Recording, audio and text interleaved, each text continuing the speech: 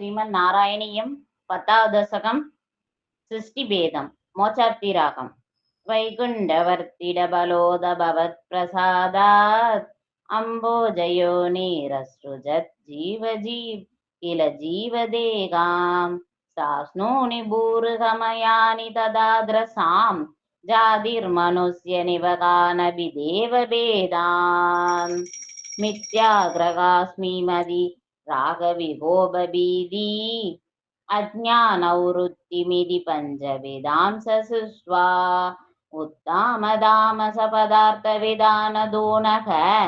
देने त्वदीयशरणस्मरणं विशुद्ध्यै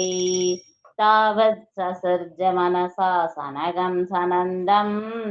भूयः सनातनमुनिञ्च सनत्कुमारं ते सृष्टिकर्मणि दुदेन नियुज्यमानः द्वत्पादभक्तिरसिका चक्रुपूर्णवाणे तावत् प्रकोपमुदितं प्रदुरन्तदोऽस्य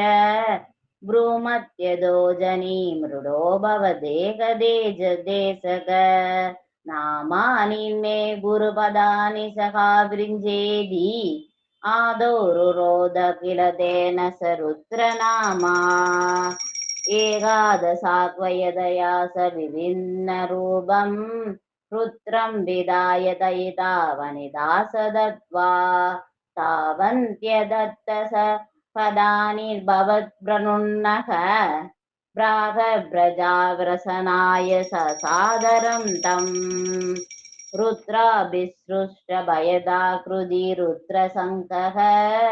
सम्पूर्यमान भुवनत्रय बीडसेदा मामा व्रजासृज दबस्सरमङ्गलायेदि आसष्टदं कमलभूर्भवदीरिदात्मा दस्यादसर्करसिगस्य मरीशिरत्रिः तत्राङ्गिराग्रदुमुनिपुलकपुलस्यः अङ्गादजायद भृगुस्सवसिष्ठदच्छौ श्रीनारदस्य भगवान् भवदङ्घ्रिशासक धर्मादिकान्तम् अभिसृजन्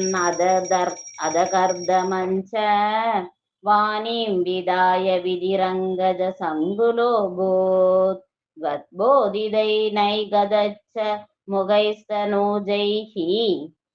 उद्बोधितस्य विररामतमो विमुञ्जन्